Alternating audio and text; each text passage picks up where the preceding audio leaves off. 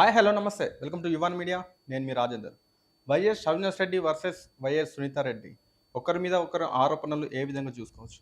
దీనిపైన మనతో మాట్లాడడానికి senior political analyst Krishnakumar madam గారు ఉన్నారు. మేడం నమస్తే. నమస్తే. మేడం, వైఎస్ అవినాష్ రెడ్డి వర్సెస్ వైఎస్ సునీత రెడ్డి, వీళ్ళ ఒకరిపైన ఒకరు ఆరోపణలు ప్రెస్ మీట్లను దీన్ని ఏ విధంగా చూసుకోవచ్చు అంటారు? ఇప్పుడు ఎవరి బాధ వాళ్ళది. అవును. ఇప్పుడు సునీతారెడ్డి తండ్రి చనిపోయి ఉన్నాడు. అవును. ఆమె మ్యాక్సిమం అవకాశం ఇచ్చింది జగన్మోహన్ రెడ్డికి. అవును. తన తండ్రి హత్యోదంతాన్ని ఛేదిస్తాడు, నేరస్తుడిని పట్టుకుంటాడు, చట్టాన్ని గౌరవిస్తాడు అనే అని నమ్మింది. అవును. కరెక్టేనా? అటు చూసే కదా. చూసే.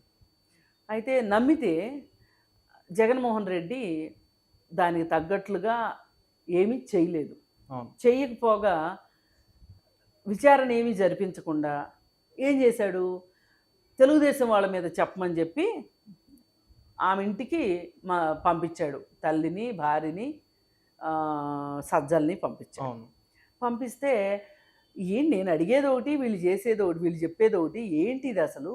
ఏ ఆధారంతో తెలుగుదేశం వాళ్ళ మీద చెప్పమంటున్నారు అని ఆవిడ ఒకంత ఆశ్చర్యపోయినప్పటికీ కూడా చివరికి వీళ్ళని నమ్ముకుంటే ఉపయోగం లేదు, సొంత అన్న అయినా సరే పెదనాన్న కొడుకు తనకు న్యాయం చేయడు అనేది ఆమెకు అర్థమైపోయింది. అర్థమైపోయి ఇంకా సిబిఐని అప్రోచ్ అయింది. ఇంక అప్పటి నుంచి అందరికీ తెలిసిందే ఇది. ఆ సిబిఐకి వెళ్ళిన దగ్గర నుంచి ఆవిడ నోరు మోపించడానికి రకరకాల ప్రయత్నాలు, విన్యాసాలు చేశారు అవినాష్ రెడ్డి వాళ్ళు. ఏమనంటే అసలు ఈ హత్యకి మోటివ్ డబ్బు, ఆర్థికపరమైన విషయాల కోసమే ఈ హత్య జరిగింది అని చెప్పి కథ నడిపించారు. నడిపిస్తే దానికి షర్మిల అసలు ఇక్కడ డబ్బు ప్రసక్తి కాదు, రాజకీయ కోణం ఉంది దీనికి, ఆర్థిక కోణం కాదు అని చెప్పి షర్మిల తను సాక్ష్యం చెప్పడం జరిగింది. అలాగే జగన్మోహన్ రెడ్డి తాలూకు మనుషులు కూడా కొంతమంది ఇచ్చిన సాక్ష్యాలు ఎవరైతే ఉన్నాయో, అజయ్ కల్లం రెడ్డి ఇట్లాంటి వాళ్ళు ఇచ్చిన సాక్ష్యాలు వాళ్ళనే ఇరికించేలాగా ఉన్నాయి. అవును. అయితే ఇరికించేలాగా ఉంటే అప్పుడు వాళ్ళు నాలుగు ఖర్చుకుని ఇట్లా కాదు, నేను మళ్ళీ ఇంకో స్టేట్మెంట్ ఇస్తాను, ఆ రోజు నేను ఇచ్చిన స్టేట్మెంట్ కాదు, అది నేనేదో జస్ట్ చిట్ చాట్ అని చెప్పి ఒక ఐఏఎస్ ఆఫీసరు అలా మాట్లాడడం చాలా హాస్యాస్పదంగా అనిపించింది. ఇట్లా ఏది చూసినా సరే ఎవరైతే చేశారు, ఎవరి మీదైతే వాళ్ళు అనుమానంగా చెప్తున్నారో వాళ్ళు కాకుండా రోజు రోజుకి వీళ్ళే చేశారు అనిపించేలాగా సాక్ష్యాధారాలు ముందుకు రావటం మొదలైనవి. అలాంటి వాతావరణం వచ్చినప్పుడు ఆమె సిబిఐని బాగా గట్టిగా సుప్రీంకోర్టులో పిటిషన్స్ వేసి సిబిఐని సుప్రీంకోర్టు నిర్దేశించేలాగా ఆమె పావులు గదిపింది. అంటే పావులు గదపడం అంటే అవిరళ కృషి జరిపింది అంతే. ఇక ఆమె ఢిల్లీకి హైదరాబాద్కి తిరుగుతూనే ఉంది. దగ్గరుండి సుప్రీంకోర్టులో ఆమె ఉండి చూసుకుంది విచారణ ఎట్లా జరుగుతుంది, ఏమన్నా మోసం జరుగుతుందా, ఏమన్నా నేను చెప్పినట్టు కాకుండా వేరే రకంగా జరుగుతుందా. ఎందుకంటే లాయర్లు అఫిడవిట్లు మార్చేస్తారు. అది పెద్ద పెద్ద కట్టలు తయారు చేసి ఆ కట్టల్లో ఏం చేస్తారంటే ఎక్కడో చోట ఇప్పుడు మనకు బ్యాంకులో అప్పులు తీసుకుంటాం కదా, మనం మొత్తం చదవం, చివరిలో సంతకం పెట్టేస్తాం. ఆ చివరిలో సంతకం పెడితే అక్కడ ఒక స్టార్ ఉంటుంది, షరతులు వర్తిస్తాయి అని. ఆ లోపల ఎక్కడో షరతులు ఉంటాయి, అవి చూసుకోము, సావం. అట్లాగే ఈ అఫిడవిట్లు కూడా లాయర్లు మోసం చేస్తారని చెప్పి ఆమె అక్కడ కూర్చొని ఢిల్లీలో కూర్చొని తీర్పులన్నీ కొంచెం వేగవంతం చేసింది. వేగవంతం చేస్తే తేలింది ఏంటి అంటే అన్ని వేళ్ళు వచ్చి అవినాష్ రెడ్డి తండ్రికి చూపెట్టాయి. అప్పుడు సిబిఐ తప్పనిసరి పరిస్థితుల్లో భాస్కర్ రెడ్డిని ఇంకా వేరే వాళ్ళని ఆయన టీఏల్ని వీళ్ళని అరెస్ట్ చేశారు. అరెస్ట్ చేస్తే ఇప్పటికీ వాళ్ళకి బెయిల్ వచ్చినట్టుగా కొంతమంది లోపల ఉన్నారు, కొంతమంది బయటకు వచ్చారు. దీనిలో భాగంగా ఆమె అవినాష్ రెడ్డి మీద కూడా నాకు అనుమానాలు ఉన్నాయి అని చెప్పి ఆవిడ కోర్టుని కోరటం జరిగింది. అప్పుడు ఆయన్ని ఛార్జ్షీట్లో ఆయన్ని విచారించాలి అంటే మొత్తానికి ఎట్లాగొట్లా అతన్ని కూడా విచారించినప్పుడు అతన్ని ఛార్జ్షీట్లో చేర్చమని కూడా ఆవిడ సుప్రీంకోర్టులో ఒక ఏమంటారు ఒక అఫిడవిట్ దాఖలు చేసింది. అవును. దాఖలు చేస్తే అవినాష్ రెడ్డిని విచారించాలి అని చెప్పి వచ్చింది. అవినాష్ రెడ్డిని విచారించాలి అంటే రా బాబు రా అంటే ఆయన రావట్లా. సరే ఇక అందుకని చెప్పి ఆయన అరెస్ట్ చేసి తీసుకురావాలి అని చెప్పి వెళ్తే పులివెందుల్లో కానీ ఎక్కడా ఆయన దొరకకుండా చివరికి ఒక చాలా కార్లతోటి మంది మార్బలంతో ప్రైవేట్ గుండాలతోటి ఆయన కర్నూలు వరకు వచ్చి కర్నూలులో తల్లిని తీసుకొచ్చి హాస్పిటల్లో జాయిన్ చేసి నా తల్లి హాస్పిటల్లో ఉంది కాబట్టి నేను రాలేను విచారణకి అని చెప్పడం జరిగింది. అప్పుడు ఆ సందర్భంగా ఏం చేశారు అంటే కాదు నువ్వు విచారణకు రావాల్సిందే అంటే ఆ ప్రైవేటు సైన్యాన్ని దాటి అతని రౌడీల్ని గూండాల్ని దాటి సాక్షాత్తు సిబిఐ వాళ్ళు హాస్పిటల్ లోపలికి వెళ్ళలేకపోయారు. అంటే ఇదంతా ఒక సినిమాని పోలిన కథలాగా నడిపించారు.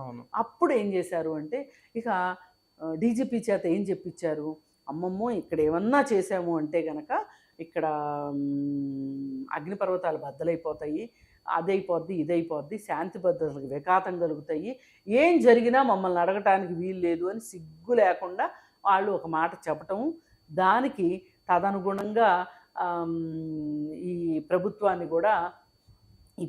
కూడా సిబిఐకి చెప్పటము జరిగింది. జరిగితే ఆ సందర్భంలో మామూలుగా అయితే ఏం చేస్తారు అంటే ఒక టెర్రరిస్ట్ కానీ ఒక స్మగ్లర్స్ ఇట్లాంటి వాళ్ళు ఉంటారు కదా, అలాంటి వాళ్ళు ఇలాగే వేషాలు వేస్తే మొత్తం ఇంటి మొత్తాన్ని వాళ్ళు ఎక్కడుంటే అక్కడ వాళ్ళ స్థావరాల చుట్టూ అష్టదిగ్బంధనం చేసి వాళ్ళని అరెస్ట్ చేసి తీసుకొస్తారు. ఆ మాత్రం చేయలేకపోయారా? చేయకోకుండా వెనక్కి వెళ్ళిపోయారు. మళ్ళీ ఆమె ఇంకొక పిటిషన్ వేస్తే చచ్చినట్టు అవినాష్ రెడ్డి సిబిఐ కోర్టుకు వచ్చాడు. కానీ ఇది ఎక్కడ వార్తల్లో రాలేదు. ఆఖరికి ఆయన్ని ఛార్జ్ షీట్లో 8వ ముద్దాయిగా చేర్చాల్సిన అగత్యం చేర్చక తప్పని పరిస్థితి కల్పించింది సునీతారెడ్డి. అంటే ఆమె పోరాటం ద్వారా. అయితే అతన్ని 8వ ముద్దాయిగా చేర్చారు, అతన్ని అరెస్ట్ చేయటం జరిగింది. ఆ తర్వాత అతనికి బెయిల్ ఇవ్వటం కూడా జరిగిపోయింది. ఇదంతా బాహ్య ప్రపంచానికి ఎవరికీ తెలియదు, అసలు ప్రెస్కి తెలియదు, ఎవరికీ తెలియదు. అసలు ఆఖరికి సునీతారెడ్డికి కూడా తెలుసో లేదో అలాంటి పని చేశారు. చేసిన తర్వాత అది అయిపోయిన తర్వాత ఇంకా ఆమె పోరాటం ఆపకుండా ఆమె పోరాటం చేస్తూనే ఉంటే ఆవిడికి తోడు షర్మిలారెడ్డి కూడా వచ్చారు. ఇద్దరు అక్క చెల్లెళ్ళు ఇద్దరూ కలిసి మాట్లాడుతున్నారు. వాళ్ళ చేతల ద్వారా ప్రపంచానికి అర్థమయ్యేటట్లుగా మాట్లాడుతున్నారు అసలు వాళ్ళు. మేడం ఇప్పుడు షర్మిల ఇటు సునీతారెడ్డి వీళ్ళు చేస్తున్న రాజకీయ న్యాయ పోరాటంలో ఏపీ ఎన్నికల మీద ఎలాంటి ప్రభావం చూపగలుగుతుందంటారు? ప్రభావం చూపింది కాబట్టే కదా, చూపుతుందనే భయం వేసింది కాబట్టే జగన్మోహన్ రెడ్డి ఈమె షర్మిల అక్కడ పోటీ చేయడము, కాంగ్రెస్ తరఫున ఎంపీగా. మా బాబాయ్ ఆఖరి కోరిక ఇది, నన్ను ఎంపీగా చూడాలనుకున్నాడు ఈ ప్రాంతం నుంచి, కాబట్టి నన్ను గెలిపించండి అని చెప్పి ఆవిడ పోరాట రంగంలోకి దిగటము. అలాగే అవినాష్ రెడ్డిని మారుస్తున్నాము అని చెప్పి ఇప్పుడు కొన్ని వార్తలు వచ్చినాయి. ఈ వార్తలు వచ్చిన ధర్మిల ఏంటి అంటే అసలు ఈ వార్త వచ్చింది అంటేనే వీళ్ళిద్దరు విజయం సాధించినట్లు లెక్క. పైగా మారుస్తున్నారని తెలియగానే షర్మిల అన్నది కూడా, అంటే నువ్వు నిజం ఒప్పేసుకున్నావా, అవినాష్ రెడ్డికి హత్యతో సంబంధం ఉందని నువ్వు ఒప్పుకున్నట్లే కదా, అందుకే క్యాండిడేట్ని మారుస్తున్నావు కదా, ప్రజలు నమ్ముతున్నారు, ప్రజాక్షేత్రంలో నీ ఓటమి తప్పదని తెలిసే నువ్వు క్యాండిడేట్ని మార్చావు అని చెప్పి ఆవిడ మాట్లాడడం ఇవన్నీ చూస్తే ఎన్నికల మీద తీవ్రమైన ప్రభావం పడుతుంది. మేడం ఈసారి సీఎం చంద్రబాబు అయితే వివేక్ హత్య కేసులో సునీతారెడ్డికి న్యాయం జరిగే అవకాశం ఉందంటారా? అంటే రాష్ట్రం తరఫు నుంచి ఇవ్వవలసిన తోడ్పాటుని ఇస్తారు, ఖచ్చితంగా ఇస్తారు. ఇప్పుడు సుప్రీంకోర్టు అయినా లేకపోతే సిబిఐ కోర్టు అయినా ఎన్ని రోజులు సాత్సారం చేయగలుగుతుంది? అందుకని చెప్పి అది చంద్రబాబు నాయుడు ఏం చేయక్కర్లా, కాగల కార్యం గంధర్వులే తీరుస్తారు. ఇప్పుడు ఇక్కడ రాష్ట్రం ప్రభుత్వం నుంచి సహాయ సహకారాలు అందలేదనుకోండి నిందితులకి, వాళ్ళు కూరలు తీసిన పాములే అవుతారు కదా, అప్పుడు న్యాయం జరుగుతుంది. ఇది పనిగట్టుకుని చంద్రబాబు నాయుడు చేయాల్సిన అవసరం లేదు. ఆ కేసుకు సంబంధించి జరగవలసిన న్యాయం సహజ న్యాయ సూత్రాల ప్రకారం జరుగుతుంది. Okay madam, thank you madam. Thank you.